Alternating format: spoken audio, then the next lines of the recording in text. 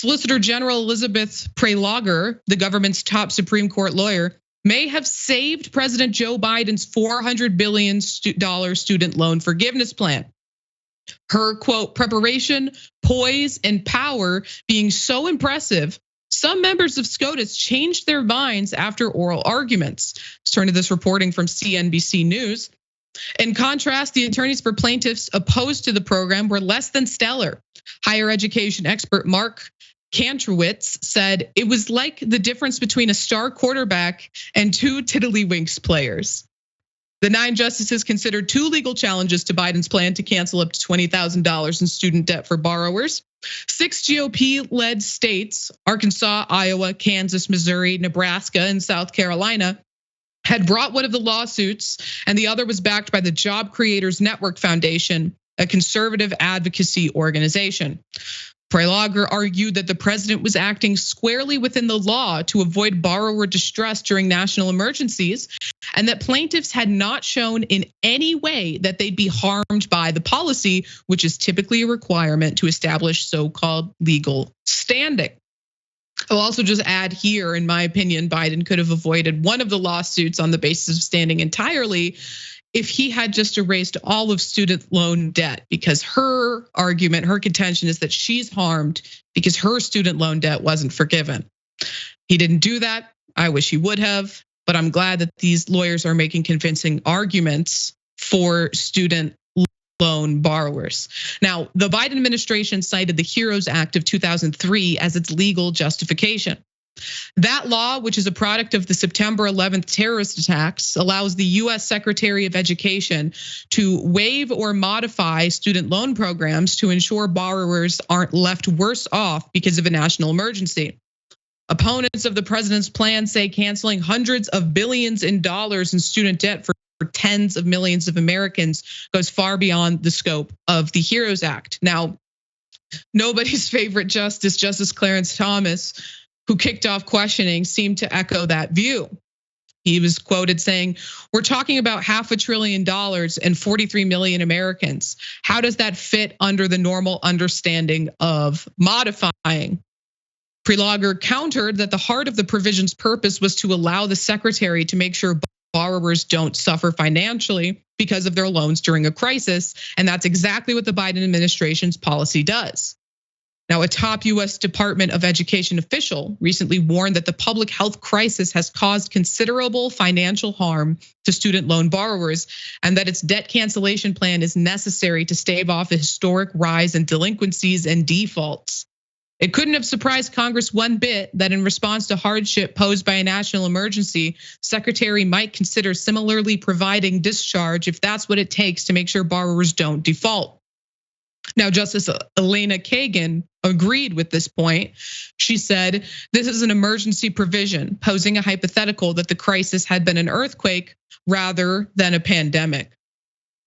Now, the right-wing powers that be, organizations, largely the Federalist Society, carefully planned these lawsuits, who would bring them and what they would represent. Now, 6 members of the Supreme Court are bought and paid for by the Federalist Society. I think the arguments made by Biden's legal team were more than sound. I think they were argued eloquently. I spent some time listening to the oral arguments. You're allowed to do that. You can't, there's no video footage of the arguments, but you can listen to them on SCOTUS blog. So if anyone's interested in doing that, you can do that. In my opinion, they could have out-argued the hell out of the lawyers representing the plaintiffs. It doesn't change the fact that these justices are not making decisions based on the law, but on ideology. I would love to be proven wrong. I would love for them to, take this opportunity to affirm Biden's student loan, forgiveness plan, and not just because I myself stand to have $20,000 of my student loans forgiven, which would change my life, in ways I cannot even describe. But even if I didn't have student loans, these, student loan debts are holding people back from starting their lives. They are a huge, huge pressure on individuals. You can't, you can't file for bankruptcy and get them off of your record thanks to Biden.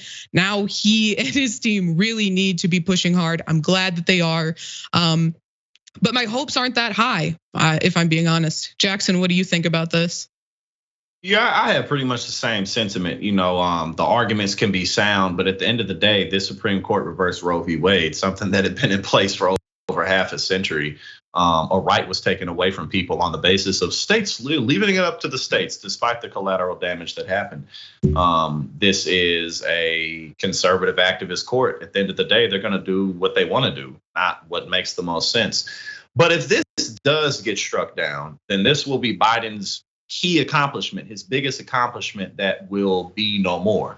He won't be able to claim it. And sure, he'll be able to point fingers to the Republicans, but that's not really going to do that much for his campaign or for the Democrats at large, because we just watched Biden drop the ball with defending rail workers. He didn't show up to East Palestine Ohio, when Donald Trump did.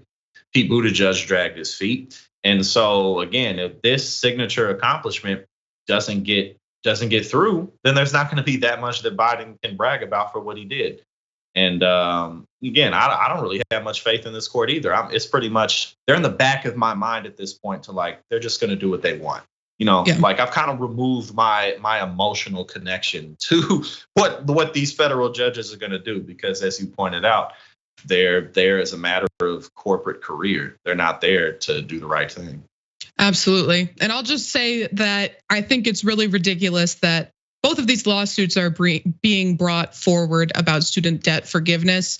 Where were they when PPP loans were being forgiven? But I can say that the plaintiff who is suing because her student loans weren't forgiven, I know where she was when PPP loans were being forgiven. She was getting thousands of dollars in her PPP loan forgiven. So when that was happening, no problem with loan forgiveness. But now that other people are benefiting from it and she isn't, now we're going to bring this case all the way to the Supreme Court. Absolutely ridiculous.